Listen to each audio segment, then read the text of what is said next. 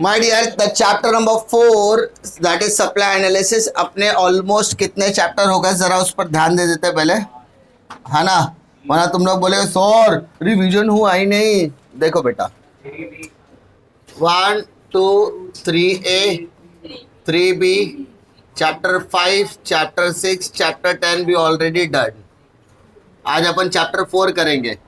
इसके बाद चैप्टर 7 बचेगा, 8 बचेगा और 9 जो आने वाले 3 लेक्चर में ऑलरेडी हो जाएगा। ठीक है, तो कोशिश करने का, कोशिश मतलब हो जाएगा। आज और कल ले लेंगे तो 3 दिन, यानी इकोनॉमिक्स भी खत्म। इसके अलावा अपन ने ओसीएम भी खत्म किया, 8 के 8 चैप्टर। ठीक है, लिंक वगैरह डाल दूंगा चाहिए तो ग्रुप पे भी। तो चैप्टर 1 2 3 4 5 6 7 8 9 जो भी पढ़ना है वो पढ़ना। इम्पोर्टेंट क्या है? पढ़ना इम्पोर्टेंट है। सबको चाहिए महा रिवीजन। अरे पहले रिवीजन तो कर ले,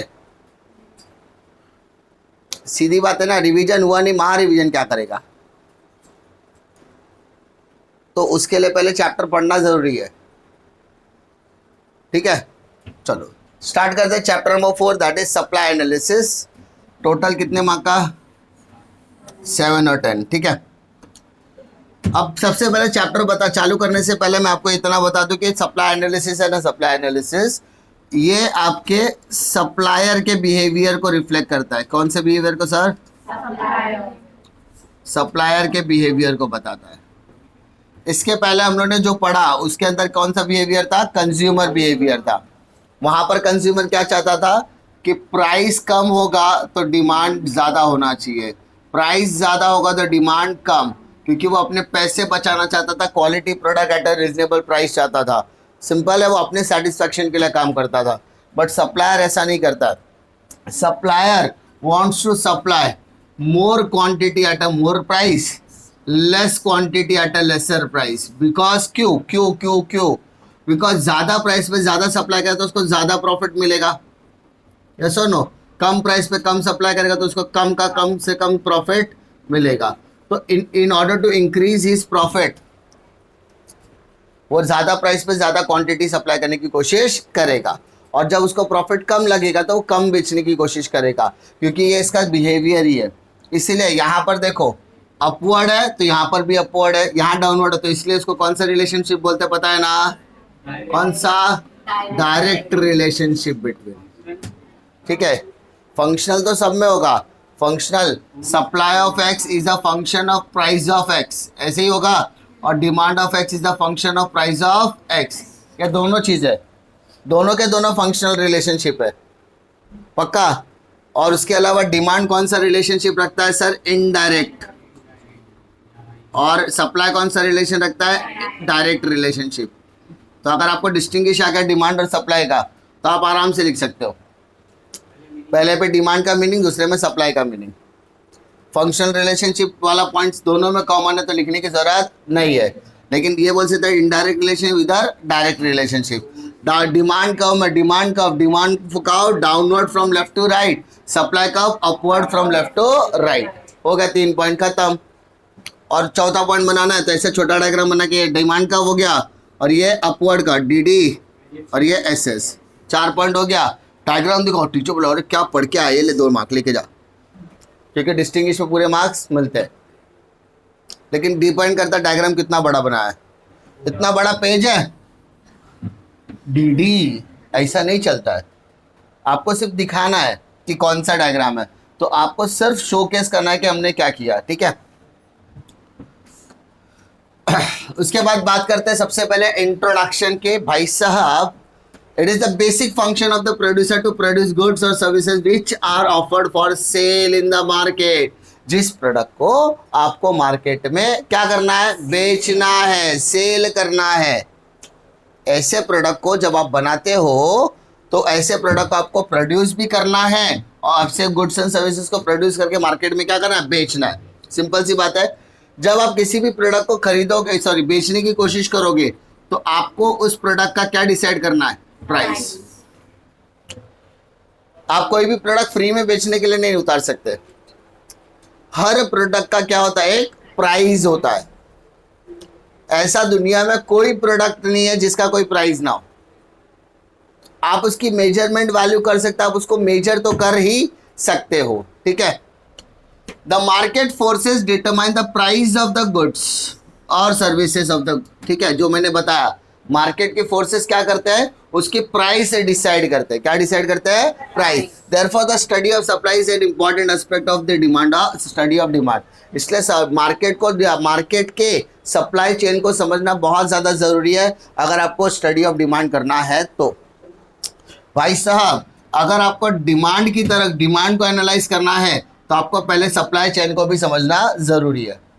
मान लो अगर आपका सप्लाई ज़्यादा, डिमांड कम हो रहा है, तो इसका मतलब आपका प्रोडक्ट मार्केट में क्या है सर, एक्सेस पोजीशन में। कौन से पोजीशन में, एक्सेस पोजीशन में, एक्सेस में। बट आपके प्रोडक्ट की डिमांड बहुत ज़्यादा है और आपका प्रोडक्ट क्या है, बहुत ही कम सप्लाई कर रहा है, डिमांड ज़्यादा है प्रोडक्ट कम है, तो उसको बोलेंगे शॉर्टेज। तो आपका प्रोडक्ट अगर शॉर्टेज में है तो वो नेगेटिव इम्पैक्ट भी क्रिएट कर सकता है, करेगा ऐसा ज़रूरी नहीं, कर सकता है। Therefore, the term supply indicate the relationship between price and, ठीक है। अब रिलेशनशिप बोला है किसके बीच में, प्राइस और क्वांटिटी। तुमको क्या लगा वापस पुराना डायलॉग मारेंगे, you are still single, relationship का करोगे क्या। तो प्राइस और क्वांटिटी सप्लाई के अंदर क्या करना है सर, अपने को रिलेशन फाइंड आउट करना रहता है। और मैं बता दूं इसका रिलेशन कौन सा रहने वाला है सर, डायरेक्ट रिलेशनशिप। प्राइजेस बढ़ेगा तो सप्लाई भी बढ़ेगा, प्राइजेस कम होगा तो सप्लाई भी कम होगा। तो the term supply indicates the direct relationship between price and quantity supply. ठीक है भाई साहब, अब बात करते हैं टोटल आउटपुट की। पता है टोटल आउटपुट क्या होता है, जितना हम प्रोडक्ट बनाते हैं, जितनी प्रोडक्शन कैपेसिटी से हम बनाते हैं, जितना प्रोडक्ट हम मार्केट में बेचने के लिए उतारते हैं, उस बेचने के आउटपुट, उस बेचने के क्वांटिटी को हम कहते हैं total output. Output is produced in the process of production. Production यानी गुड्स बनाना है। मम्मी ने बोला कितना चपाती बनाई हो, बोले 20 चपाती, तो 20 चपाती आपका क्या हो गया, आउटपुट। सिंपल सी बात है। तो आपने जितना बनाया, आपकी कंपनी ने, आपके फर्म ने, आपके इंडस्ट्री ने, आपके कंसर्न ने जितना प्रोडक्ट के बनाया होगा मार्केट में बेचने के लिए, उतारने के लिए, उस प्रोडक्ट को क्या बोलेंगे, output. The output can be defined as the sum total of the quantity of the commodity produce at the given period of time in the economy. एक पर्टिकुलर पीरियड ऑफ टाइम में, एक particular period of time के अंदर जितने भी product को market में बेचने के लिए उतारा जाता है या उतने प्रोडक्ट को बनाया जाता है, उसको हम लोग क्या बोल सकते हैं सर, आउटपुट कहा जाएगा। क्लियर है ना। यहाँ पर एक और इंपॉर्टेंट कॉन्सेप्ट आउटपुट है, स्टॉक और सप्लाई। ऐसे तीन इंपॉर्टेंट कॉन्सेप्ट है। आउटपुट आया तो 2 मार्क के लिए लिखने का, स्टॉक आया तो 2 मार्क के लिए लिखने का, सप्लाई आया तो 2 मार्क के लिए लिखने का। समझा। अभी देखो, मान लो सप्लाई के बारे में आप कुछ भी लिख रहे हो, आपको मीनिंग याद नहीं है तो आप वन साइड उठा के लिख सकते हो, ठीक है। हार्डवर्क और स्मार्ट वर्क दोनों साथ में करना पड़ेगा। जो बंदा हार्डवर्क करता है, स्मार्ट वर्क नहीं करता, उसको गधा मजदूरी बोलता है, ठीक है। मतलब हर क्वेश्चन पढ़ रहा है वो, डिस्टिंग्विश के अलग को तैयारी कर रहा है, डिफाइन के अलग तैयारी कर रहा है, बड़ा आंसर अलग से प्रिपरेशन कर रहा है, सब अलग कर रहा है। तो गधा मजदूरी में रिजल्ट अच्छा मिल सकता है, नो डाउट, लेकिन इट इज़ टाइम कंज्यूमिंग, और आपके पास अभी टाइम, इसलिए कहते हैं ना, ये टाइम पे कौन सा वर्क करना ज़रूरी है, स्मार्ट वर्क। हम सब पहले से मेहनत करते हैं, बट हमको पता चलता है हमारा हीरा ज़्यादा गिर चुका है। समझा। तो ये समझना पड़ेगा कि आपको आउटपुट और सप्लाई में क्या, जो भी आपका क्वेश्चन पूछा जाएगा, आप कम से कम टाइम में, अभी सप्लाई का अगर आपने डिस्टिंग्विश कर लिया तो इतना तो कंफर्म है कि आपको डिफाइन करने की ज़रूरत नहीं है ना। आपको डिफाइन नहीं पढ़ना पड़ेगा, आपको डिस्टिंग्विश बिटवीन नहीं पड़ेगा, और सप्लाई का जहाँ जहाँ पर मीनिंग बोलेगा आप इसको लिख सकते हो, लिख सकते हो। बोला लिखना है ऐसा नहीं बोला मैंने, जिसने कुछ नहीं पढ़ा वो ये तो लिख ही सकता है। चलो क्या कहता है बेटा, जरा ध्यान से देखते हैं। Stock is a total quantity of a goods available for sale with the seller eight a particular point of time. एक सिंपल सा एग्जांपल देता हूं मैं। मानो किसी दुकान पर आप गए हो, मिठाई की दुकान पर गए हो, ठीक है। यहाँ पर दुकान पर गए और दुकान वाले का नाम है मानो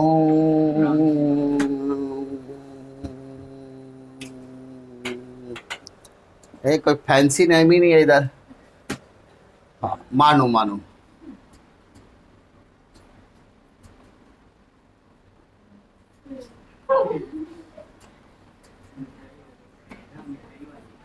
भंडार।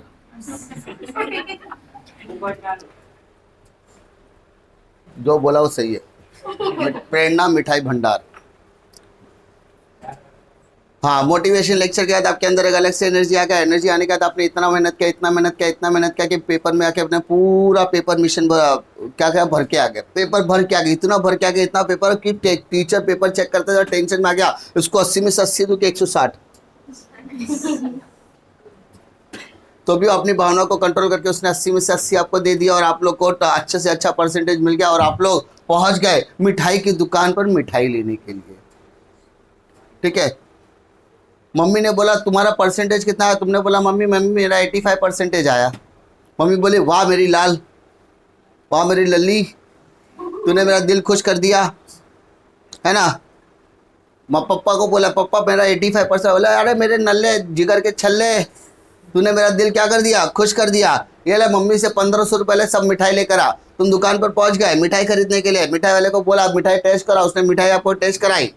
आपको एक मिठाई पसंद आई, वो मिठाई थी 200 रुपये किलो। ठीक है। आपने बोला अंकल 7 किलो पैक कर दो। बोला मेरे पास है ही कितना, 5 किलो। आपने सप्लाई करने के लिए कितना का, बट उसके पास स्टॉक में कितना है। Now try to understand. Supply बढ़ा है कि स्टॉक बढ़ा है? तो अगर आपका स्टॉक और सप्लाई में सप्लाई बढ़ा है तो इसका मतलब there is a shortage of 2 kg। Yes और नो? मानो उसके पास सप्लाई, तुमने उसको बोला 7 किलो दे दो, उसके पास अभी 10 किलो है, तो आपको उसके पास अभी भी कितना बचा रहेगा, 3। तो इसको क्या बोलेंगे, एक्सेस। समझा? तो स्टॉक और सप्लाई में फर्क समझा? आपके दुकान में देखो आगे आगे जैसे रखा रहता है, ट्रे रखा रहता है मिठाई का, उसमें से देखो अपन पसंद करते हैं अंकल ये वाला दो, ये वाला दो। अंकल चखने को दो ना, फ्री में 10-12 मिठाई खा जाने का पेट भर जाएगा। अंकल ये वाला पैक कर दो। अंकल बोले कितना? बोले 1/4 किलो। अंकल बोलेगा बेटा अंदर आएगा कि मैं बाहर आऊँ? अबे 1/4 किलो तो को लेना था, तो 1/4 किलो तो तू खा गया। तो हाँ बात, अगर सॉरी भूल गया, तुम्हारा 12वीं का रिजल्ट आ गया ना, सॉरी। तो तुमने मिठाई खरीदा और निकल गया। तो यहाँ पे स्टॉक और सप्लाई में फर्क क्या है? जो माल बेचने के लिए अवेलेबल है उसके काउंटर पर, तो उसके काउंटर पर कितना अवेलेबल है फिलहाल? तो जो 5 kg मिठाई उसकी दुकान पर अवेलेबल है बेचने के लिए, वो उसका क्या है, अभी स्टॉक है। समझा? अब supply can be greater than stock, equal to stock और लेस देन स्टॉक, ये डिपेंड करता है। कोई आया 2 किलो मिठाई मांगा, किसी ने 5 किलो मांगा, किसी ने 7 किलो मांगा। 2 मांगा तो वो दे सकता है, 5 मांगा तो भी दे सकता है, 7 मांगा तो 5 दे सकता है, 2 शॉर्टेज रहेगा। पॉसिबल है। तो यही चीजें आपको वहां पर समझनी है, लिखनी है। With a seller eight a particular point of time, उस पर्टिकुलर समय पे। ऐसा नहीं कि अगर तुमने वो 5 किलो मिठाई लेकर गए तो बोले अच्छा हुआ मेरा मिठाई बिक गया, कल से नहीं बेचूंगा, कल दूसरा बनाएगा, नया स्टॉक रेडी करेगा ना वो। Supply refer to the quantity goods at that the seller is able and willing to offer for sale at a particular price during a particular period of time. अगर तुम बोलेगा, उसने बोला बेटा तुमको जल्दी है या शाम को दूंगा, तो भी अंकल चलेगा, शाम को आप मेरे को 7 किलो मिठाई पैक करके देना। तो बोलेगा ठीक है मैं शाम को क्या करूंगा, नया बना के आपको दे दूंगा, फ्रेश मिठाई दे देगा। यानी उसके पास स्टॉक कम है लेकिन इसके पास वो विलिंगनेस है कि वो बनाकर दे सकता है। किसी भी दुकान पे गए, अंकल अंकल मैं पास हो गया, मेरे को 85% आ गया, दोस्तों को पार्टी दूंगा। बोले किधर? घर पे। क्या खिलाएगा? समोसा। अंकल बोला कितने का समोसा दूं? अंकल आप कितने का बेचते हो? बोला 12 रुपए का। कितना समोसा चाहिए? Uncle 2।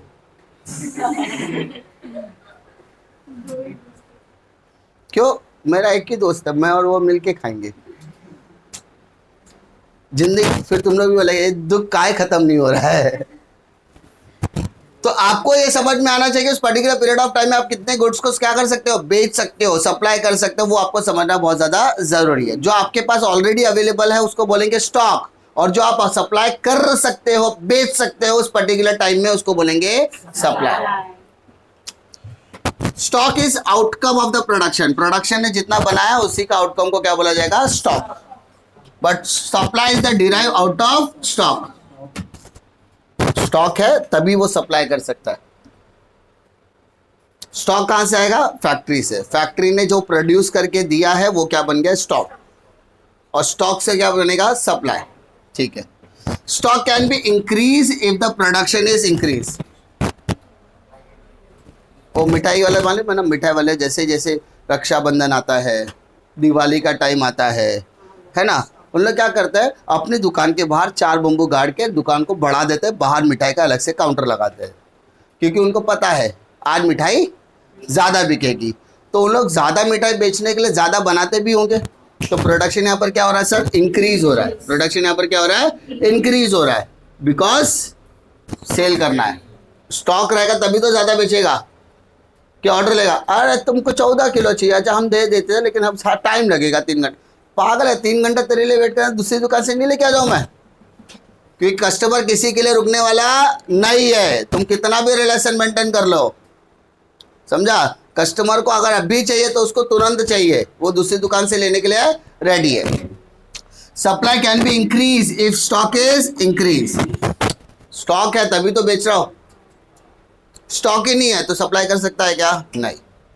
Stock is generally more than supply. Stock normally supply से क्या होता है, ज्यादा ही होता है, लेकिन supply can be less than और equal to, however it can not exceed the stock. अभी देखो मैंने आपको पिछले वाले इसमें बताया कि मैंने क्या बताया, सप्लाई 7 किलो से, मतलब यहाँ पे स्टॉक कितना है 5, तो अगर 3 किलो कोई मांगेगा तो दे सकते हैं, 5 किलो मांगा तो, लेकिन किसी ने 7 किलो मांगा तो कितना दे सकते हैं, 5। यानी आप सप्लाई ज्यादा नहीं कर सकते क्योंकि आपके स्टॉक क्या है, लिमिटेड है ना।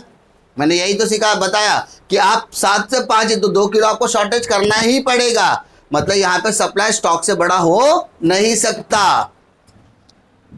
Problem, stock is a static concept. कौन सा कॉन्सेप्ट है, static. It is not express in relation to the price and time. यहाँ पे प्राइस और टाइम से लेना देना नहीं है, बना के रख दिया है, जब बिकेगा तब बिकेगा, जो प्राइस बोला वो प्राइस पे बिकेगा। तुरंत ऐसा हलवा नहीं है कि तुरंत बेचने का, अपने को बिकेगा, बना के रख दिया है, कस्टमर आएगा और कस्टमर उसको खरीद के लेकर जाएगा। लेकिन सप्लाई में ऐसा नहीं होता। ये कौन सा कॉन्सेप्ट है, flow is always express in relation to the price and time. तुरंत समय समय की बात होती है, प्राइस प्राइस की बात होती है। आज समय ज्यादा अच्छा है, रक्षाबंधन का त्यौहार है तो क्या करेंगे, ज्यादा मिठाई बनेगा, तो कोई ज्यादा टाइम ऐसा कि वहाँ पे मिठाई ज़्यादा बिकने के चांसेस होते हैं। दिवाली में ज़्यादा मिठाई बिकने के चांसेस होते हैं, तो टाइम टाइम की बात है। अगर किसी मिठाई वाले को अगर आप पूछोगे कि इस दिवाली में कितना किलो मिठाई बचेगा, तो बोलेगा 150 किलो, 200 किलो, 250 किलो, 500 किलो भी बोलेगा। बिकॉज वो टाइम पे लोग क्या करते हैं पता ना, ऑफिस में मिठाई के डब्बे क्या करते हैं, पैक करवाते हैं। अगर एक एक मिठाई के डब्बे में 1/4 किलो मिठाई भी पकड़ो, मान लो 250 ग्राम भी मिठाई पकड़ा, ठीक है, और किसी कंपनी के अंदर 1000 एम्प्लॉय निकल आए, तो समझो ना कितना हो गया, ठीक है, 3 0 यानी 250 किलो मिठाई तो ऐसे ही हो गया, समझा। तो यहां पर वही है ना कि आपको लेकिन वो 250 किलो मिठाई रोज बिकेगी क्या, सीजन होता है ना, हर त्यौहार का एक क्या होता है, सीजन होता है। जैसे तो मिठाई वाला मेरे को हमेशा बोलता है, मई का एंडिंग आया ना, 15 मई के बाद सब 12वीं का रिजल्ट कभी है, बोला 28 तारीख को है, तो वो 28 तारीख को मार्क करके रखता, फिर मेरे को 26 को फिर फोन करेगा, पक्का 28 को, बोला हाँ 28 को कंफर्म है, कितने बजे, 1 बजे, ठीक है। क्यों ऐसा पूछता है वो, उसको पता रहना है, उसको पता है बोर्ड का रिजल्ट आएगा, बच्चे पास होंगे, मिठाई का स्टॉक जब बढ़ाना पड़ सकता है, तो बनाएगा नहीं, लेकिन वो क्या करेगा, तैयारी करके रख सकता है कि भाई मेरे को बढ़ाने की तैयार, जैसे वो एक गया खत्म तो दूसरा रेडी हो जाना चाहिए। और अब मिठाई वाले भी बहुत चालाक होते हैं, पता है ना, वो अब्दू का डायलॉग है, यू आर वेरी चालाक ब्रो। मिठाई एक, शेप अलग अलग। देखा कि नहीं दुकान पे पेड़े खोआ बना के रखता है, उसमें चपटा कर देता है, पेड़ा बन गया। चौकोर में डाले तो बर्फी बन गया। हाँ, क्या खाने का, सब बराबर ही, तो जो भी देने का दे दे भाई। ठीक है, तो स्टॉक और सप्लाई में कोई डिफिकल्टी है क्या? नहीं। नाउ कम टू नेक्स्ट, जिसका आपको बेसब्री से इंतजार था वो घड़ी आ गई, individual supply and market supply. अगर इस चैप्टर को आपको समझना है तो आपको डिमांड को कंपैरिजन में रखना पड़ेगा, आपको इजी पड़ेगा। ठीक है, नाउ क्या दिया बेटा, इंडिविजुअल सप्लाई और मार्केट सप्लाई। इंडिविजुअल सप्लाई मतलब क्या, एक सप्लायर कितना बेचता है, और मार्केट सप्लाई मतलब 2 3 4 5 6 सप्लायर कितना बेचते हैं वैसा। ठीक है, दो अलग अलग। मान लो एक पर्टिकुलर सप्लायर है, मैं सप्लायर हूं, मैं क्या कर रहा हूँ, 10 रुपए पे 1 किलो बेच रहा हूँ, 20 रुपए पे 2 किलो, क्योंकि जितना जितना प्राइस बढ़ेगा, जैसे जैसे प्राइस बढ़ेगा वैसे वैसे क्वांटिटी भी बढ़ाने की कोशिश करूंगा, क्योंकि मुझे क्या मिलना चाहिए, प्रॉफिट। मैंने आपको पहले ही बताया, इसलिए इसको कौन सा रिलेशन बोलता है? ठीक है, तो वहां लॉ ऑफ डिमांड में क्या होता था, उल्टा। 10 20 30 40 50, उल्टा करो, 5 4 3 2 1, या 50 40 30 20 और 10, ऐसा करते थे ना। तो एक ऊपर है तो एक नीचे, बट यहाँ पर ऐसा होगा नहीं। अगर आप इसका डायग्राम बनाने की कोशिश करोगे तो यहाँ पे आपको इंडिविजुअल सप्लाई और क्वांटिटी दिख रहा है, तो सप्लाई में क्या लिखोगे, 1 2 3 4। प्राइस में क्या लिखोगे, एक्चुअली यहाँ पर प्राइस आना चाहिए, और यहाँ पर आएगा क्वांटिटी सप्लाई। तो 10 20 30 40, 1 2 3 4। नाउ 10 के लिए 1 बोला है, 20 के लिए 2, 30 के लिए 3, 40 के लिए 4। अब आपको क्या करना है, यहाँ से सप्लाई कर्व बनाना है। हम है राही, हो गया। एसएस सप्लाई कर, सुसु कर नहीं बोलेगा, सप्लाई कर एसएस। ठीक है, हाँ, डीडी को दीदी तेरा देवर दीवाना, तो ये एसएस क्या है सर, सुष्मिता सेन। कुछ भी बोल सकते हैं, अपने को याद करने से मतलब है। नहीं, सुष्मिता सेन का नाम नहीं लेने का भाई, आजकल ललित के साथ है, शादी हो गया उसका, घर गृहस्थी बसा लिया है, समझा। डिमांड कर्व क्या होता था बेटा, डाउनवर्ड, और सप्लाई कर्व क्या हो रहा है, अपवर्ड। ऑब्जेक्टिव में आता है demand curve downward from left to right. Agree disagree में भी आता है, demand curve slope downward from left to right. Yes, I agree with the statement. Demand curve slope downward from right to left. I do not agree with the statement. Left to right है, right to left नहीं है, समझा, ये important है। That supply curve downward from left to right, falls. I do not agree with the statement. Demand curve slope और downward from left to right. तो आपको 3 जगह पे चेंजेस बोलेगा, एक डिमांड, एक डाउनवर्ड और लेफ्ट टू राइट, के तीनों को अच्छे से पढ़ने का। Supply curve upward from left to right, right to left वाला कहीं है ही नहीं, डाउनवर्ड अपवर्ड, डाउनवर्ड अपवर्ड। अपनी बिल्डिंग से उतरा, दूसरे की बिल्डिंग में चढ़ा, समझा, डाउनवर्ड अपवर्ड, समझ रही हो। इसके कहीं और ही चली गई बेटा, अपन झोपड़पट्टी में रहते, अपने यहाँ बिल्डिंग ही नहीं है। चलो डाउनवर्ड है, ओके, नहीं, हाँ। मार्केट सप्लाई, अब मार्केट सप्लाई में क्या होता है, 1 2 3 यानी सप्लायर ज्यादा है, सप्लायर क्या है, ज्यादा है। तो मान लो पहले वाले सप्लायर में अपन ने सिंपल रख दिया 1 2 3 4, दूसरे में क्या करो, डबल कर दो 2 4 6 और 8, फिर ट्रिपल कर दो 3 6 9 और 12। ठीक है, डबल कर, ट्रिपल कर दिया, 1 + 2 + 3 6, ऐड करो 12 18 24। ना आप क्या करोगे, यहाँ पर सप्लाई करोगे प्राइस, तो यहाँ पर प्राइस लेते समय 10 20 30 एंड 40, यहाँ पे 6, 12, 18, 24। सेम 10 के लिए इतना 20, 30 एंड 40। ये भी आ गया अपना ऐसे, समझा।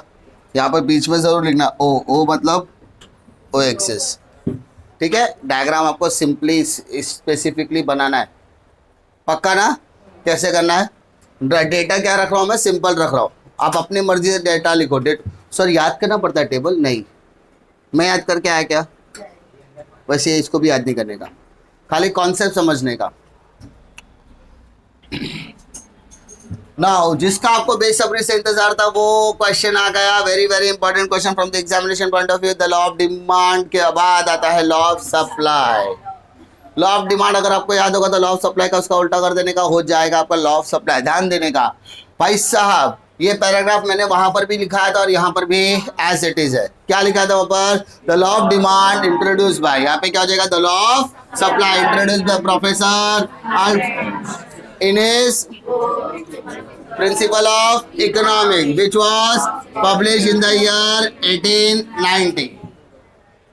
वहां पे कौन सा बिहेवियर था, कंज्यूमर, बट यहां पर कौन सा बिहेवियर है, सप्लायर बिहेवियर, ठीक है।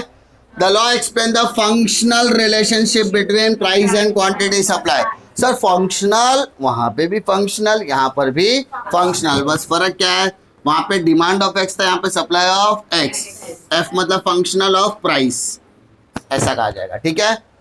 स्टेटमेंट ऑफ लॉ क्या कहता है, इनको याद रखने का। कौन बनेगा करोड़पति में जाएगा ना तो पूछेगा बताइए डायग्राम देखकर, ये चित्र देखकर बताइए कि ये कौन है, तो याद रहेगा। हाँ, अल्बर्ट आइंस्टीन नहीं बोलना बेटा, वो साइंस वालों के लिए भगवान है, अपने लिए ये, हाँ अपने लिए अल्फ्रेड मार्शल है, क्योंकि इकोनॉमिक्स है ना, फिजिक्स केमिस्ट्री होता तो अपन समझ सकते थे अल्बर्ट आइंस्टीन है। हाँ गलती से फोटो आ गया रहेगा तो बात अलग है, नहीं तो वैसे रिसर्च करके बनाया तो बात अलग है। According to professor Alfred Marshall, other things being equal या कांस्टेंट, इसका मतलब now we are going to talk about only price, तो other factor remains the same. तुमको याद है एक क्वेश्चन हुआ करता था फैक्टर्स अफेक्टिंग डिमांड, वैसे इस चैप्टर में भी एक क्वेश्चन है फैक्टर्स अफेक्टिंग सप्लाई, है ना, याद है कि नहीं, सेम क्वेश्चन है, सेम आंसर है, खाली डिमांड को हटाने का, सप्लाई लगाने का, समझा। जो जो उधर पॉइंटर थे, price, fashion, taste, habit, preference, taxation policy, advertisement, सब कुछ इधर डालने का, सेम है सब कुछ, ठीक है। Higher the price of the commodity, more the quantity supplied. Lower the price of the commodity, less the quantity supplied. क्या बोला, higher the price of the commodity, more the quantity supplied. Lower the price of the commodity, less the quantity supplied. Definition याद हो जाता है। ये statement of law लिखा तो अपने को लगता है ऐसा, एग्जामिनर को लगता है क्या पढ़ के आया है बंदा। According to Professor Alfred Marshall, other things being equal, higher the price of the commodity, more the quantity supplied, and lower the price of the commodity, less the quantity supplied. समझा? Yes or no? Okay. आगे बात करते हैं अपन। बात समझ में आई ना, उधर क्या था, higher price higher supply, lower price lower supply. In other word, other things remaining constant, supply varies directly with the price. Marshall law of supply describes the functional relationship between supply and price. ये तो दो अपन ही discuss किया। तो supply of x is equal to f p x, s मतलब supply, p मतलब price, f मतलब function, p x मतलब commodity।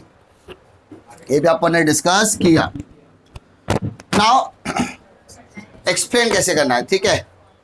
मैंने आपको हमेशा बताया कि कुछ कुछ टीचर कहते हैं कि आपको सप्लाई का पहले मीनिंग लिखना है, मैं भी बोलता लिखो। फिर मैं टीचर्स बोलते हैं introduction of law of supply लिखो, मैं भी बोलता लिखो। फिर बोलते हैं स्टेटमेंट ऑफ लॉ लिखो, मुझे बोला वो भी लिखो। फिर बोलता है शेड्यूल बनाओ, उसको एक्सप्लेन करो, डायग्राम बनाओ, उसको एक्सप्लेन करो, मैं बोलता शेड्यूल और डायग्राम साथ में बनाओ, उसको एक ही बार एक्सप्लेन करो। उससे क्या होता है, आपका समय बचता है और काम दोनों का एक ही है। ठीक है, बहुत ज्यादा, जैसे कैसे जगह देख रहे हो ना, इधर इधर ही इधर डायग्राम और शेड्यूल साथ में आ गया, तो ज्यादा बड़ा भी नहीं और ज्यादा छोटा भी नहीं बनाने, और डायग्राम को एक्सप्लेन एक ही बार करने का। ठीक है, शेड्यूल है क्योंकि दोनों में कंटेंट तो सेम है। तो the law of supply is explain, ये जो मैं बता रहा हूं वो एज इट इज, अगर आप आंसर लिखोगे ना तो भी आपको उतना ही मार्क्स मिलेगा।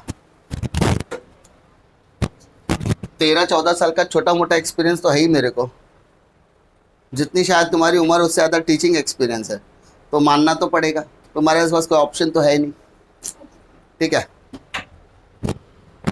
और तुम लोग ऐसा बोल भी नहीं सकते सर ने क्लास में गलत पढ़ाया था, रिकॉर्डिंग है,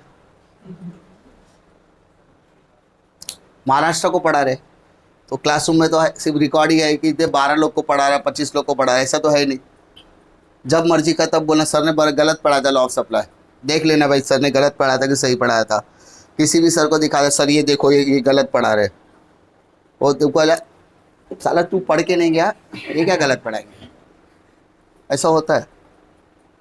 वो उस दिन सर आए थे ना, एक भावेश सर करके मेरे को मिलने के लिए ओसी के लिए, तो बोलते सर मैंने आपका सोशल रिस्पॉन्सिबिलिटी का पूरा चैप्टर देखा, मतलब सर 1 घंटा पूरा, बोले हाँ पूरा डिटेल में देखा, आप डेप्थ में पढ़ा रहे थे, मतलब पहले वो छोड़ो सही पढ़ा था गलत पढ़ा रहा था क्योंकि भाई सब्जेक्ट सब अच्छा लगता है मेरे को, देख टीचर लोग देखते हैं तो बोलता है सर मेरे को भी दो लेक्चर मैं भी पढ़ाना चाहता, ठीक है सर अपने को मौका मिलेगा। इम्पोर्टेंट क्या है मालूम है, हम सब लोग का एक ही मोटो है, बच्चे का भला होना चाहिए, और बच्चा क्या कर रहा है, मोबाइल पे लगा है, हाँ इंस्टाग्राम पे 30 मिनट दिया, वो 30 मिनट में उसका एक चैप्टर हो सकता था, है ना।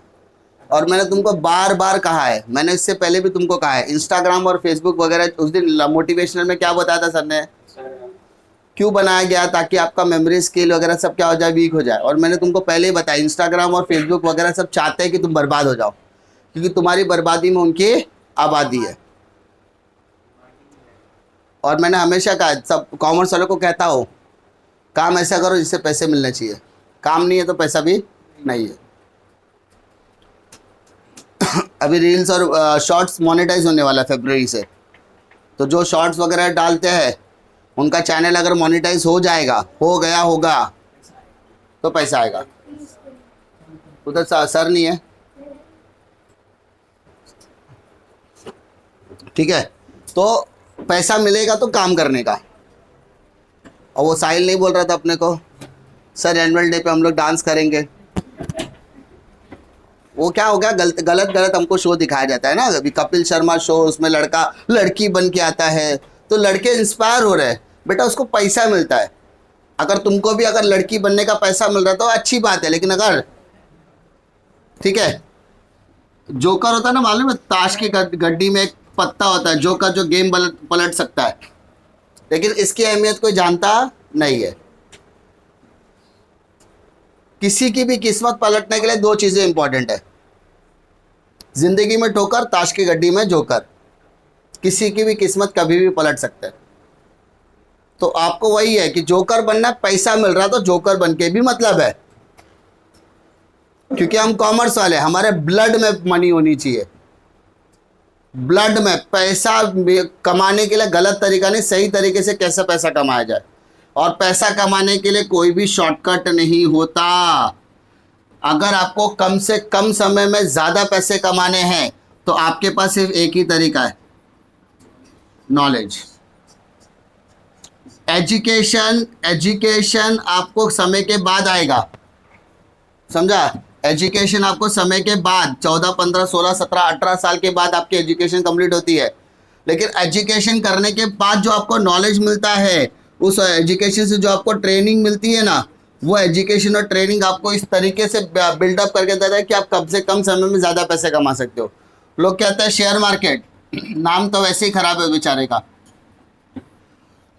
शेयर मार्केट में स्किल लगता है, नॉलेज लगता है, कब खरीदना है कब बेचना है। अगर आपने पढ़ाई लिखाई की है तो आप वो नॉलेज को यूज़ कर सकते हो, उसको नॉलेज में कन्वर्ट कर सकते हो, आप उस नॉलेज से आप ट्रेनिंग लेकर अपनी स्किल को डेवलप कर सकते हो। तो आप 5 मिनट में 500 रुपये भी कमा के निकल सकते हो।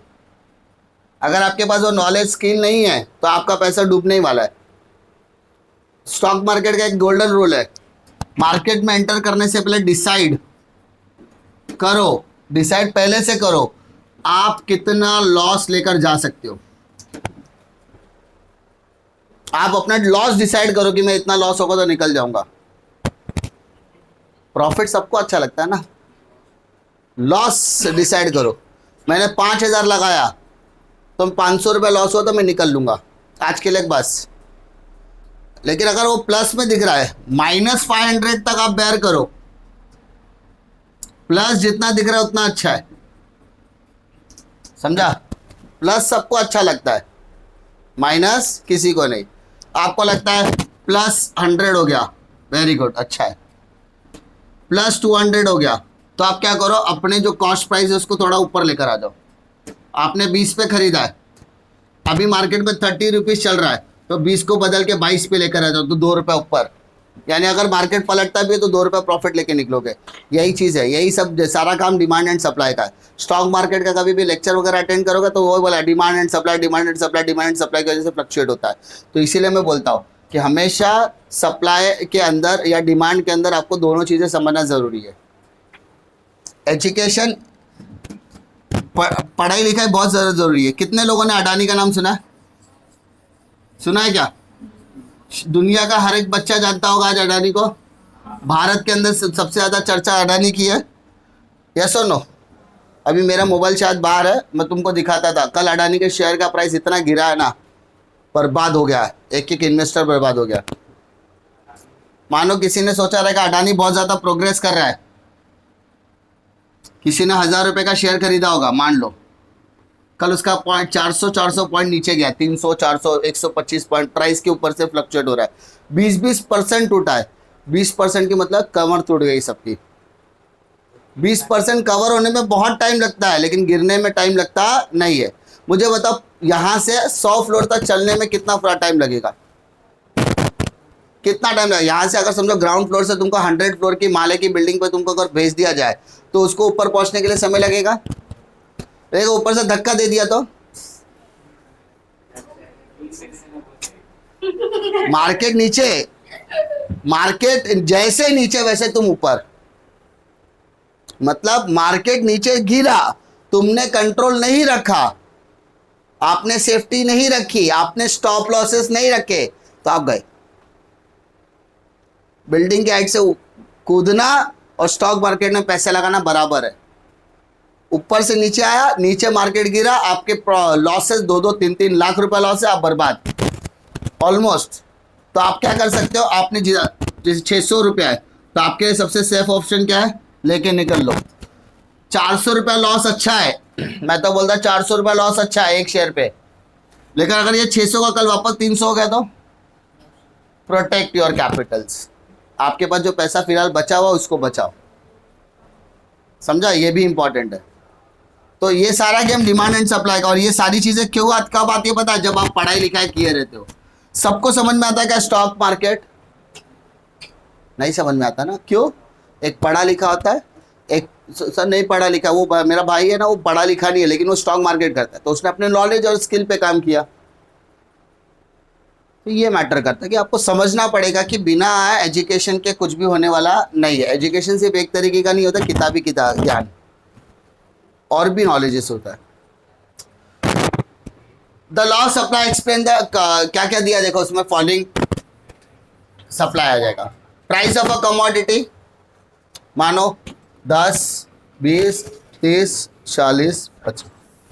क्वांटिटी सप्लाइड मान लो 1, 2, 3, 4, 5 या 10, 20 वैसे भी लिया तो भी चले। डायग्राम बनाना है।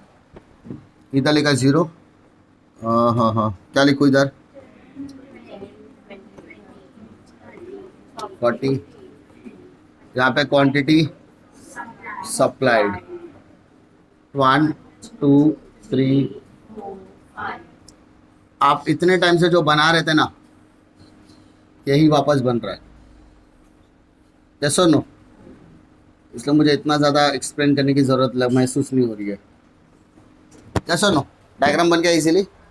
This is your supply curve. अब आपने डायग्राम जो बनाया ना, आपको यहाँ पर वही एक्सप्लेन करना है। जैसे पहला डायग्राम में आपने सबसे पहले क्या एक्सप्लेन करना है? In the about diagram x axis क्या दिखा रहा है सर? Quantity supply. और वाई एक्सिस क्या दिखा रहा है? Price of the commodity. कि सर एक्स एक्सिस आपका क्वांटिटी सप्लाई है, वाई एक्सिस आपका प्राइस है। सिंपल, यहाँ पर सप्लाई करवा जाएगा।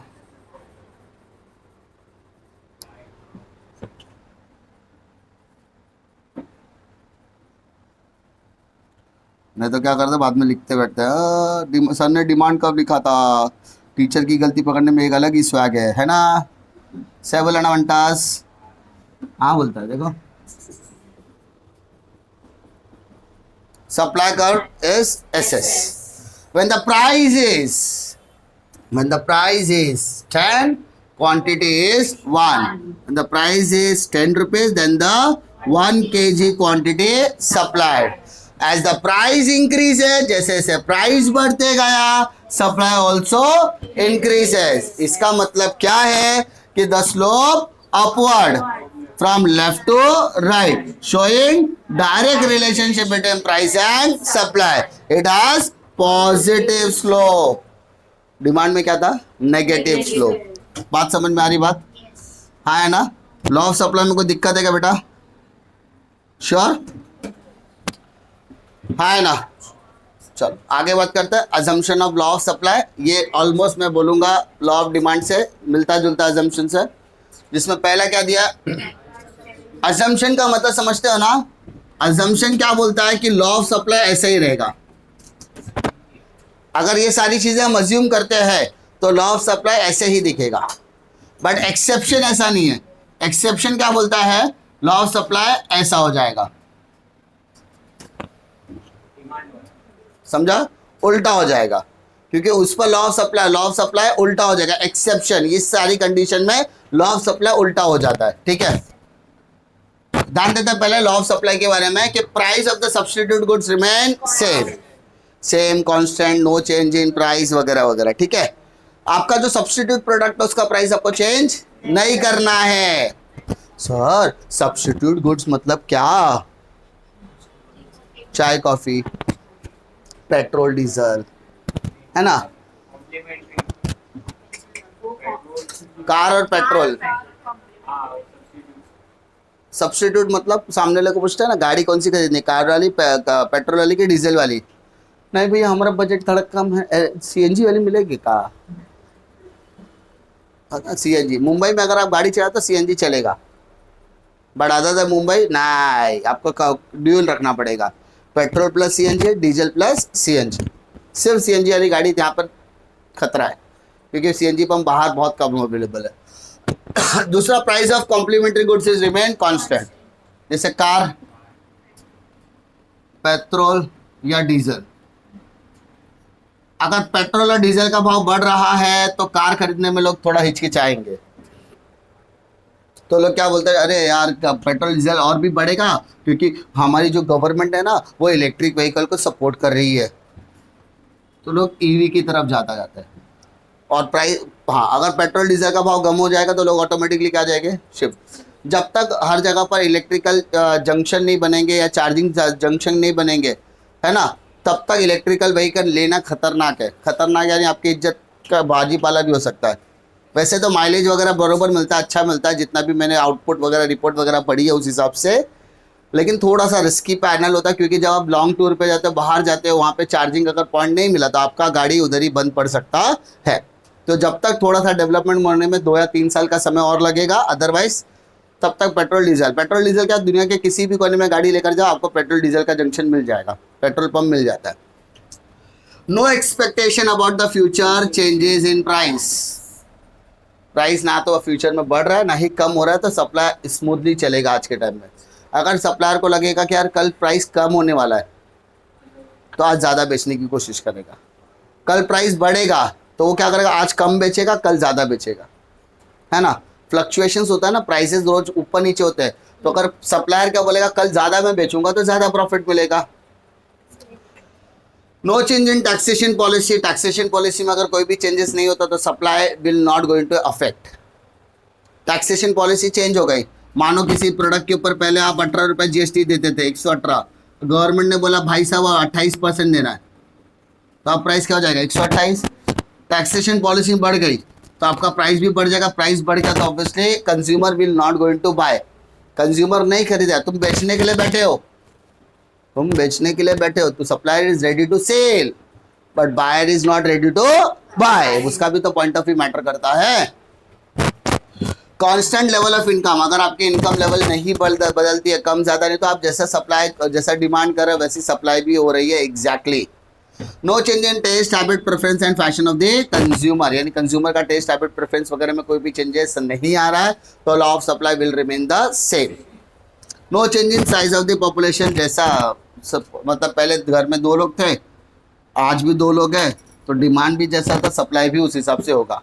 लेकिन अगर घर में 2 से 3 लोग हो गए तो ऑब्वियसली डिमांड ज़्यादा होगी, डिमांड ज़्यादा है तो सप्लाई भी ज़्यादा होगी, सिंपल सी बात है। देयर आर सम एक्सेप्शन, मैंने आपको बताया एक्सेप्शन में क्या होता है, लॉ ऑफ सप्लाई चेंज हो जाता है। पहले लॉ ऑफ सप्लाई में हमने क्या सीखा था, upward from left to right, but exception क्या बोलता है, डाउनवर्ड फ्रॉम लेफ्ट टू। ये कहाँ पर होता है, सिर्फ और सिर्फ एक्सेप्शन में होता है। कहाँ पर होता है, एक्सेप्शन में होता है। क्लियर है। एंटीसिपेशन अबाउट फ्यूचर प्राइस, अगर आपको लगा कि फ्यूचर में आपका प्राइस बढ़ सकता है, प्रोडक्ट का प्राइस बढ़ सकता है, तो आप क्या करोगे, आज कम बेचोगे, कल ज्यादा।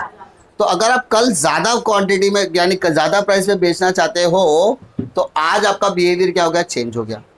अगर आपका एंटी फ्यूचर का प्राइस बढ़ने का आपने अंदाजा लगाया है और फ्यूचर में प्राइस कम होने का अंदाजा लगाया है, तो अगर कल प्राइस बढ़ेगा तो आज आप सप्लाई क्या कर रहे हो, कम।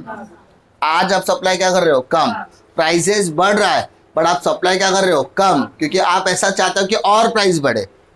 तो इन शॉर्ट अगर आप बोला जाए तो आप शॉर्टेज क्रिएट कर रहे हो। कल आना, आज नहीं है कल आना, फिर कल आएगा तो बोले कल आना। तो क्यों, क्योंकि आप दिखा रहे थे कि मार्केट में क्या शॉर्टेज अवेलेबल है, मेरे पास जो माल आएगा वो महंगे दाम पे आ रहा है, तो महंगे दाम पे आ रहा है तो प्राइस ज़्यादा प्रॉफिट कमाने के लिए ज़्यादा प्राइस में बेचने की वो कोशिश करेगा, तो ज़्यादा प्राइस में बेचा तो ज़्यादा प्रॉफिट हो सकता है। तो वो क्या कर रहा है, प्राइस बढ़ रहा है तो सप्लाई कम कर रहा है, in order to make more profit वो सोचेगा कल और बेचता हूँ। कल प्राइस अगर कम हो रहा है, कल अगर प्राइस क्या हो रहा है, कम, तो वो आज ज़्यादा सप्लाई करेगा, है ना। तो यहाँ पे क्या हो रहा है, इनवर्स रिलेशन हो गया ना। हमने अभी तक क्या सीखा था, डायरेक्ट रिलेशन, अभी क्या हो गया, इनवर्स। इसीलिए सेकंड बोलता है लेबर सप्लाई। ये एक इंपॉर्टेंट डायग्राम है, किसके पॉइंट ऑफ व्यू से, लेबर के हिसाब से। यहाँ उसको समझना बहुत ज्यादा जरूरी है। Workers normally prefer leisure after reaching certain amount of wage level, therefore after reaching that high level of wages the labor supply will decline even if they are offered more wages, so the supply of labor become backward bending curve indicating that initially the supply of labor is directly related to the wages but after a particular limit of wage level the supply of labor become inversely related to the wage। इसको समझने के लिए सबसे best तरीका मैं बताता हूँ, या ऐसा बोलता हूँ मैं। मानो कोई आप नया नया काम करते हो, आपको काम की सख्त ज़रूरत है, आप मेरे पास आए, बोले सर मेरे को काम की सख्त ज़रूरत है, मुझे कोई भी काम चलेगा मैं कर लूँगा। कल का इंसिडेंट शेयर करता हूँ तो समझेगा तुम लोगों को थोड़ा सा। एक बच्चे की मम्मी आई मेरे पास, F5 बीकॉम का लड़का है, AT-KT लेके बैठा था। तो बंदा 1.5 महीने से घर से बोल के निकल रहा है कि मैं क्लास जाता, लेकिन क्लास कभी पहुँचा नहीं वो। उसकी मम्मी आई, मैंने बोला इसको तो मैं 2 महीने के बाद तो मैं खुद देख रहा हूँ, चैट्स दिखाया, कॉल दिखाया, सब कुछ दिखाया। तो मैंने बोला इसको पढ़ा के कुछ मतलब नहीं है, सीधी सी बात है। उसको बोला क्या करता था, 2 महीने घर से निकला था, क्या कर रहा था, बोलते सर मैं ऑर्डर मारता था। क्या बोला मैंने, ऑर्डर मारता था। मतलब ऑर्डर मार के कितना पैसा कमाता है, बोलता दिन का 50 रुपया। Not try to understand. बोला मेरे यहाँ पे है ना काम वाली बाई आती है झाड़ू पोछा मारने के लिए, उसको दिन का 80 रुपया मिलता है। महीने का 2500 के हिसाब से देखो तो दिन का 80 रुपये के आसपास बढ़ता है। मतलब एक काम कर, कल से तू झाड़ू पोछा मारने के लिए आ जाते को उससे ज़्यादा देता हूँ। मतलब तेरे घर में खाने की कमी है नहीं, मम्मी पापा ने बोला कमा के लेकर आ नहीं, तुझे सिर्फ एक ही काम दिया है, पढ़ाई कर। तू क्या कर रहा है, क्लास बोल के नहीं कर रहा, लेकिन क्लास नहीं पहुँच रहा। क्या करना है, पैसा पैसा कमाना है। वो भी कितना कमा रहा है, 50 रुपये। मैंने पूछा 1.5 महीने से काम किया, क्या खरीदा? बोलता है कवर खरीदा। मतलब कौन सा? मोबाइल का कवर खरीदा। 150 रुपये के कवर के लिए तू मेहनत कर रहा है। और पापा और मम्मी को ऐसा ऐसा, मतलब पापा का पप्पा है वो, माँ का बाप बन रहे की। बोला कुछ नहीं, माँ बाप चाहे ना तो ऊपर से लेके नीचे से सब कपड़ा छीन के ले लेना, तेरे को दिखेगा भी नहीं। चश्मा पहनता हुआ रोड ढूंढते बैठेगा। अब वैसे बच्चे को अगर आप पहली बार काम पे लगाओगे ना, कोई भी बच्चे को अगर आप लोग पहली बार काम पे करोगे तो तुम क्या बोलेगे, सर मेरे को कोई भी काम दे दो, मैं जी जान लगा के मेहनत करेगा। बोला तेरे को 1 घंटे का 20 रुपये मिलेगा, तो क्या बोलेगा, 12 घंटा काम किया तो मुझे 20 रुपये के हिसाब से कितना मिलेगा, 240 रुपये। सर अगर मैंने 16 घंटा काम किया तो 320। स्टार्टिंग में वो क्या कर रहा है मालूम है, कब मेहनत ज़्यादा कर रहा है, मेहनत क्या कर रहा है, ज़्यादा कर रहा है। अब वो कंटिन्यूसली मेहनत कर रहा है, दिन का 16 17 घंटा काम कर रहा है, वो पैसा लेकर ज़्यादा अच्छा आ रहा है। तो मुझे लगा है बहुत मेहनती है, इसका क्या बनता है, प्रमोशन बनता है। क्या बनता है, प्रमोशन। तो मेरा तू 16 घंटा काम कर, आज से तुझे 30 रुपये मिलेगा। काम उतना, पैसे से प्रमोशन दे दिया। लगातार कर रहा है काम, अच्छा कर रहा है, बहुत अच्छा काम कर रहा है। मैंने बोला भाई तू एक काम कर, तू तेरे को एक वापस प्रमोशन देता। कुछ महीने बाद मैंने फिर से उसको प्रमोशन दिया। मैंने बोला अभी क्या करने का, तू काम नहीं करने का, तू काम को ऑब्जर्व करने का। जो भी लोग काम कर रहे हैं ना उनको मदद कर, और उसमें तुझे जितना काम करेगा तो को 50 रुपये के हिसाब से मिलेगा। तो अब वो क्या बोलेगा, अरे सर। अब देखो यहाँ पर प्रमोशन मिलने के बाद क्या हुआ पता है, इसकी एफिशिएंसी कम हो गई, क्योंकि इसका काम अभी वो नहीं करना है, उसको काम नहीं, उसको सिर्फ क्या करना है, ऑब्जर्व करना है। तो 16 घंटा तो भी खड़ा रह के वो काम करवाता था। मैंने बोला यार ये जब से काम पे आया ना तब से यार कंपनी की किस्मत बदल गई है, इसको मैं प्रमोशन करता हूँ। तो मैंने इसको मैनेजर बना दिया, ठीक है, मैनेजर बना दिया। अब उसको 100 रुपये 1 घंटे का मिलता है। तो अब ये क्या करेगा मालूम है, 10 घंटा ही काम कर रहा है। पूछ क्यों, पहले वो 16 घंटा काम करता तो कितना कमाता था, अब 10 घंटा काम कर रहा है तो कितना मिल रहा है, ज़्यादा ही मिल रहा है। तो यहाँ पर क्या होता है मालूम है, इनिशियल लेवल पे आपकी एफिशिएंसी बढ़ती है, लेकिन जब आपकी एक नॉर्मल रीचमेंट ऑफ वेज लेवल पहुँच जाता है ना, तो आप क्या बोलते हो, मेरे घर में तो अच्छा खासा पैसा आ रहा है, ऊपर रिस्पेक्टेड जॉब है, मैनेजर का काम है। आज मैं मैनेजर हूँ या साइड का या सुपरवाइजर हूँ, कल मैं मैनेजर बन जाएगा तो और पगार भी मिल सकता है। तो वहाँ पर क्या होता है पता है, कि जब वो यहाँ पर इस लेवल पर क्या हो रहा था, इस लेवल पर क्या हो रहा था कि वो अच्छा काम कर रहा था, ठीक है। फिर यहाँ पर आने के बाद वो ऑलमोस्ट, फिर यहाँ पर काम तो उसको उतना ही है, बट यहाँ पर एफिशिएंसी क्या हो गया, बैकवर्ड बेंडिंग हो गया। क्या हो गया, बैकवर्ड बेंडिंग। पहले ज़्यादा काम, ठीक है, यहाँ पर क्या था सर, काम ज़्यादा था, पैसा ज़्यादा था। फिर उसके बाद क्या हुआ, काम ज़्यादा हुआ, पैसा भी ज़्यादा हुआ। लेकिन अब क्या हो गया, काम भी ज़्यादा है बट पैसा उससे ज़्यादा है, पैसा उससे ज़्यादा है। तो उसकी एफिशिएंसी क्या हो गई, सब बैकवर्ड बेंडिंग हो गई। मतलब पहले वो 16 घंटा काम करके पैसा कमाता था, बाद में 16 घंटे के हिसाब से उसको वेजेस मिलने लगा, और वो 10 घंटे के हिसाब से वेजेस उठाने लगा, क्योंकि एज कम्पेयर टू वेजेस उसका लेवल क्या हो रहा है, हाई हो रहा है। देखो ना वेजेस लेवल क्या हो रहा है उसका, हाई हो रहा है। पहला यहाँ फर्स्ट लेवल, ये सेकेंड लेवल, और ये क्या है, थर्ड लेवल है। फर्स्ट लेवल पे मान लो 16 घंटा काम करने पे उसको 240 रुपये मिल रहा है। फिर 16 घंटा काम करने पे उसको कितना मिल रहा है, 800 रुपये मिल रहा है। अब उसको काम कितना करना है सर, 10 घंटा ही काम करना है, और उसको कितना मिल रहा है, 1000 रुपये मिल रहा है ना। तो यहाँ पर उसको क्या हो गया, बैकवर्ड बेंडिंग हो गया। उसको highest level of wage rate पहुँचने पर क्या होता है, उसके अंदर एक लेजर पॉलिसीज आती है। यहाँ पे देखो वर्ड दिया, आलसी पना बोल सकते हैं इसको हम लोग, leisure after the reaching certain amount of wage level. एक वेज लेवल पर बोले अरे भाई इतना मेहनत करने है, जितना मेहनत मुझे करना था मैंने कर लिया, अब मुझे क्या करना है, सिर्फ लोगों को ऑब्जर्व करके उनसे काम करवा के लेना है, पैसा मुझे उतना ही या उससे ज़्यादा ही मिलने वाला है। ठीक है, डिफिकल्टी है क्या, पक्का, श्योर। चलो नेक्स्ट देखो,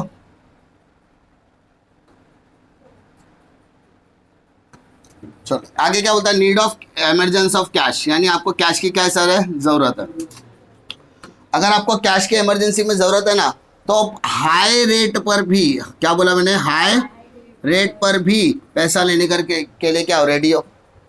तो क्योंकि आपको कैश की अर्जेंट रिक्वायरमेंट है, लॉ ऑफ सप्लाई क्या बोलता है, higher the price higher the supply, but यहाँ पर उल्टा होता है। ठीक है, यहाँ पर आपको पैसे की जरूरत है, तो अगर आपको इमरजेंसी फंडिंग की जरूरत है, आपको 10,000 रुपये की जरूरत है, आपको बैंक 7% पे देने के लिए रेडी है, बट बैंक फिलहाल बंद है, आपको अब भी पैसों की जरूरत है। अरे मेरी बेबी, मेरे घर में कुछ हो गया, मेरे बेटे का कुछ हो गया, बीवी का कुछ हो गया, फैमिली फ्रेंड का कुछ हो गया, उसको पैसा देना है, मुझे कुछ भी करके देना है, तब आप क्या करते हो, हायर रेट ऑफ इंटरेस्ट पे जाते हो, क्योंकि आपको किसकी जरूरत है, पैसों की जरूरत है। आपके लिए वो रेट ऑफ इंटरेस्ट मैटर नहीं करता, आपके लिए क्या मैटर करता है, अभी मुझे पैसा जो दे देगा वो मेरे लिए भगवान है, बदले में कितना भी ब्याज ले ले चलेगा, हायर रेट ऑफ। तो वहां पर भी क्या आ जाता है sir, exception of law of supply. फिर आता है फैशन चेंज हो गया। फैशन चेंज हो गया मतलब पहले मैंने जो मार्केट में प्रोडक्ट अवेलेबल था उसकी फैशनेबिलिटी अलग थी, जैसे 1980s में जो पैंट चलती थी, 1990s में वो चेंज हो गया 2000 में। आपने सलमान खान शाहरुख खान की पुरानी पिक्चर अगर देखी होगी तो उसमें कोट देखा होगा, कोट ढीले ढाले पहनने रहते हैं, ऐसा शर्ट का साइज देखने का, ऐसा देखा है कि नहीं, पुरानी पिक्चर है उनका, और अभी कोट पहनने का तरीका देखो, दोनों में फ़र्क है ना, फैशन चेंज हो रहा है। अगर फैशन चेंज हो रहा है तो ऑब्वियसली आपका लॉ ऑफ सप्लाई भी क्या होगा, चेंज होगा। तो यहाँ पे फैशन चेंज होने से भी आपका फ़र्क पड़ता है। उसके बाद पैरिशेबल गुड्स। पैरिशेबल गुड्स कितना चलने वाला है सर, सर्टेन टाइम तक। सुबह भाजी वाले को देखा है ना, सुबह वो अपने नॉर्मल ताज़ा भाजी लेकर आते हो तो क्या करते हैं, जैसे कोतमीर है 20 रुपये गड्डी, 20 रुपये गड्डी, 20 रुपये गड्डी, दोपहर को आने दो 15 रुपये गड्डी पे आ जाते, शाम को 10 रुपये गड्डी पे आ जाता, और दुकान बंद करने के टाइम पे 5 रुपया। क्यों? क्योंकि उनको पता है कंज्यूमर अपने घर लेकर जाएगा, कम से कम कहाँ रखेगा, फ्रिज में, 1-2 दिन चल जाएगा, मैं कहाँ रखूँगा, तो वो क्या करता है, बेचने की कोशिश। तो वो पैरिशेबल गुड्स को बेचना चाहता है, और वो कैसे बेच रहा है, लो प्राइस पे सप्लाई करना चाहता है। वो कौन से लो प्राइस पे सप्लाई, इसलिए उसको बोलते हैं एक्सेप्शन। लास्ट आता है पीरियड ऑफ रिसेशन। रिसेशन पता है ना, मंदी का दौर। आपका कोई माल बिक ही नहीं रहा है, महंगाई बहुत ज़्यादा है, कोई खरीदने को तैयार ही नहीं है, तो आप बोलते हैं यार मेरा घर कैसे चलेगा।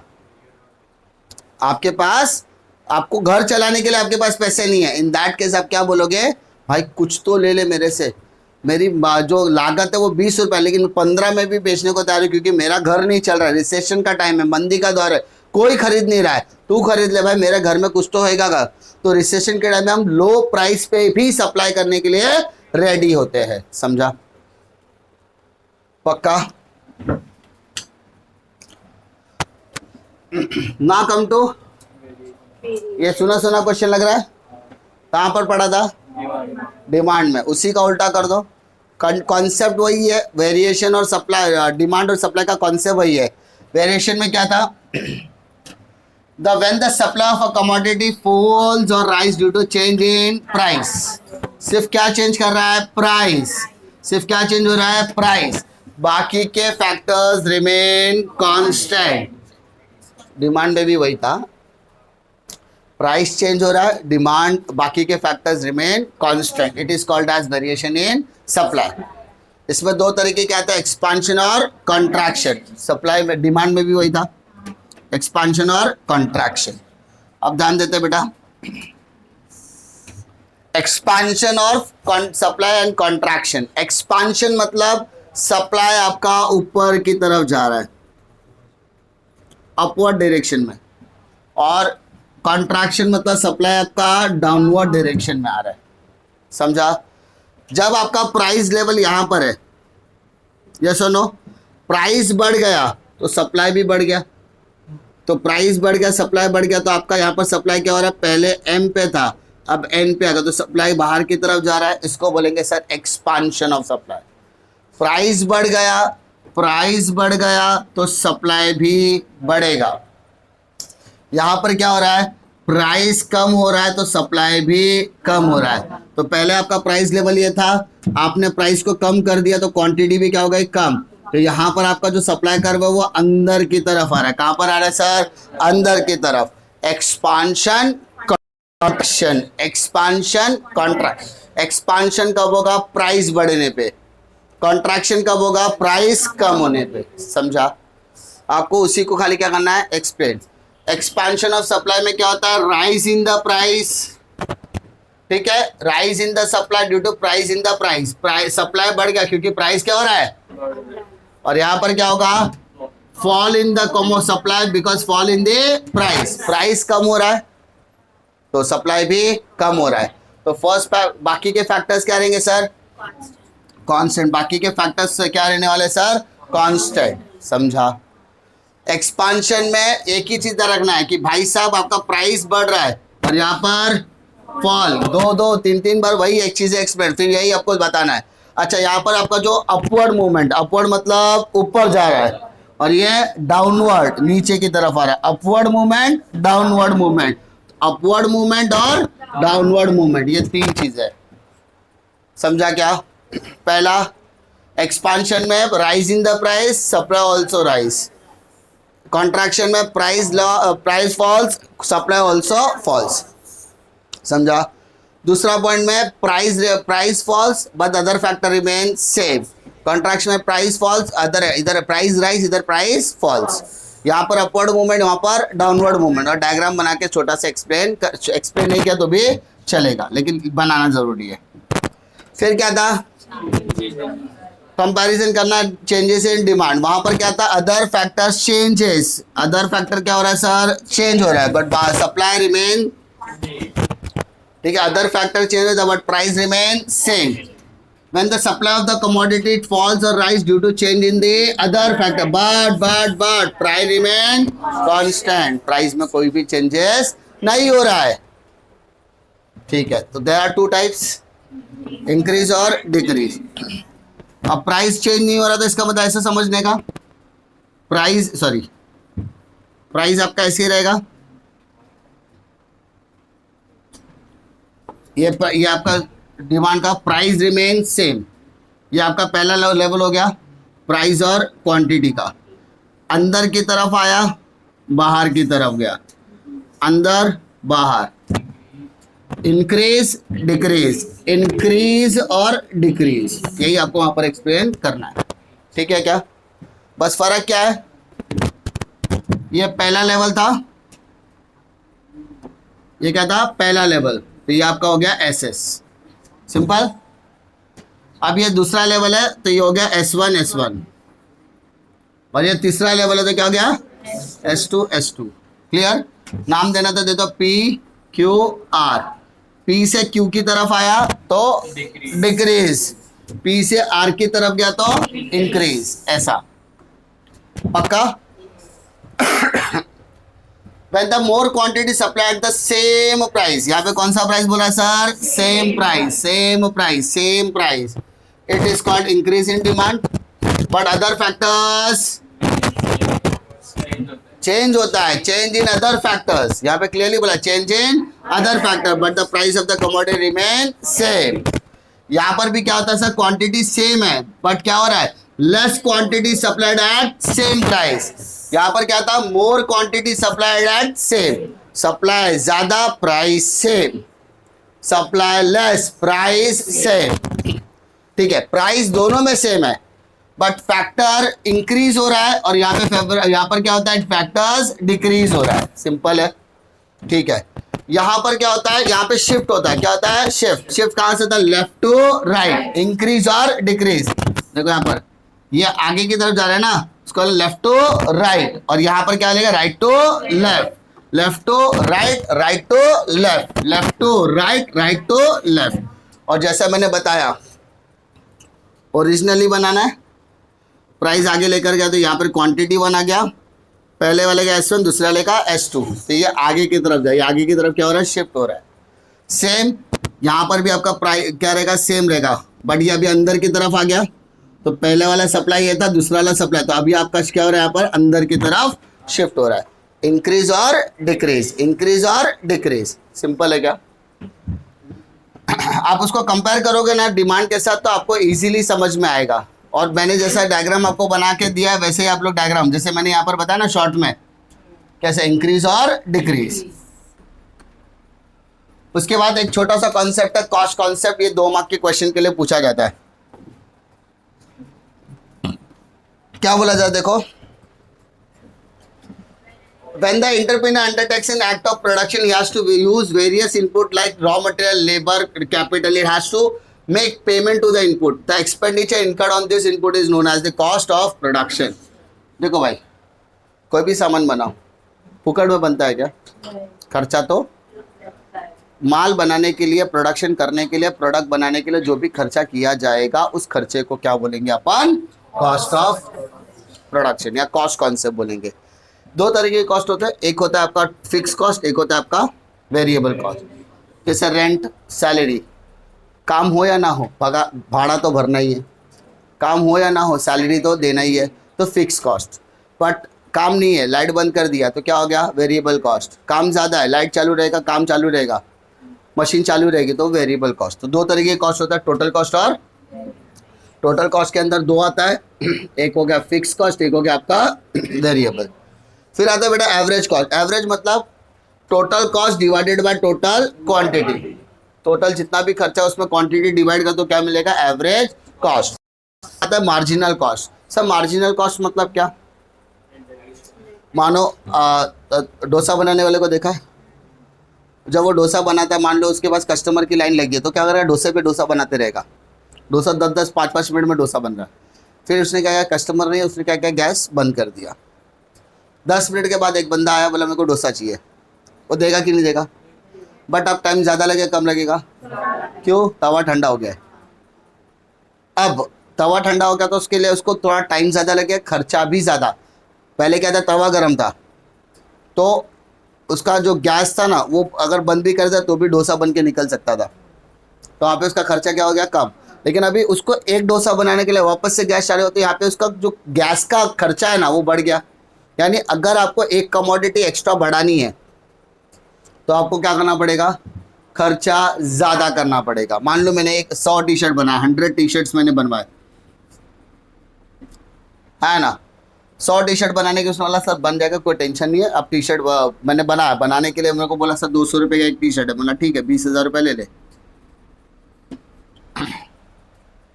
अब टी शर्ट आ गया, मैंने सबको बांट दिया। मेरा बेटा बोला पापा मेरे को टी शर्ट नहीं दिए, मेरे से पापा प्यार नहीं करते। तो मैं क्या करूँगा? भाई एक टी शर्ट और बना के दे देना। बोला सर डिज़ाइन मतलब सेम डिज़ाइन। अब बताओ वो एक डिज़ाइन बनाने के लिए उसको वापस से क्या करना पड़ेगा? मशीन खोलना पड़ेगा, वो मशीन के अंदर डाई डालनी पड़ेगी, कलर कपड़ा डालना पड़ेगा, सब। जहाँ पर 100 टी शर्ट बनाने के लिए अगर उसको 5 मिनट लगाओ मशीन में डालकर, अब उसको एक टी शर्ट बनाने के कुछ समय लगेगा और खर्चा भी, सर इसका पैसा थोड़ा ज़्यादा होगा। बोला ले ले भाई, मेरा बेटे की खुशी चाहता है। सर एक टी शर्ट का 400 रुपये होगा। बोला चलेगा। क्या हुआ? 100 टी शर्ट तक का खर्चा 200 था, लेकिन जैसे मैंने 101वीं टी शर्ट बनवाई उसका खर्चा क्या हो गया? 400 हो गया। इसी खर्चे को बोलते हैं मार्जिनल कॉस्ट। क्या बोलते हैं इसको? Additional cost, marginal cost. समझा?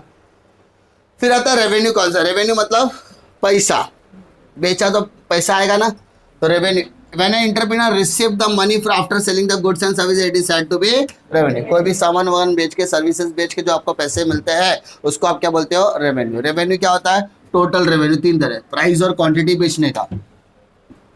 Price into quantity, price into quantity. जैसे 100 टी शर्ट 200 रुपये का प्राइस है, तो क्वांटिटी कितना है सर? 100, प्राइस कितना है? तो टोटल रेवेन्यू कितना हो गया सर? 20,000। ठीक है।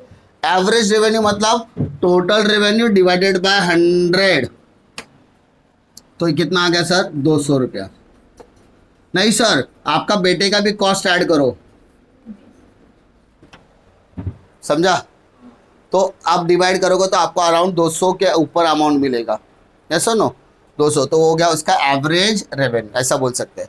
और मार्जिनल रेवेन्यू मतलब क्या? 20,000 तो 100 का कंफर्म था ना, एक यूनिट का अपने को 400 रुपये ज़्यादा मिलने वाला है, उसको बोलेंगे मार्जिनल रेवेन्यू। कि सर पहले आपको कितना देना था सर? 20,000 देना था, अभी 20,400 देना पड़ रहा है ना, तो यानी 400 रुपये एक्स्ट्रा है, वो 400 रुपये रेवेन्यू हो गया मार्जिनल रेवेन्यू। प्रॉब्लम है क्या? श्योर? पक्का? चैप्टर में कोई डिफिकल्टी? ठीक है, लॉ ऑफ सप्लाई का पूरा चैप्टर यानी सप्लाई एनालिसिस का पूरा चैप्टर खत्म हो गया है। पक्का? इसके आगे कुछ भी कॉन्सेप्ट में नहीं है। ये जो भी कॉन्सेप्ट मैंने समझा वो 2-2 मार्क के कॉन्सेप्ट है, एग्जाम के पॉइंट ऑफ व्यू से डिफाइन के। भाई मैं कोई भी चीज़ छोड़ने के मूड में नहीं हूँ। रिवीजन करा रहे हैं तो इसका मतलब ये नहीं कि काटो पीटो प्यार करो, वैसा सीन नहीं है। अपने को डिटेल में कराना है। रिवीजन तुम्हारा है, करा हम रहे, तो आपका काम क्या है? दिन भर 5 से 6 घंटे का समय मिलता है, उसमें से आप क्या करने का? उसकी तैयारी करने का। और जो भी डिफिकल्टी रहेगा आप लोग पूछ सकते हो, 600 दिन के बाद पूछ के कोई मतलब नहीं है। ठीक है, कोई डिफिकल्टी है? पक्का?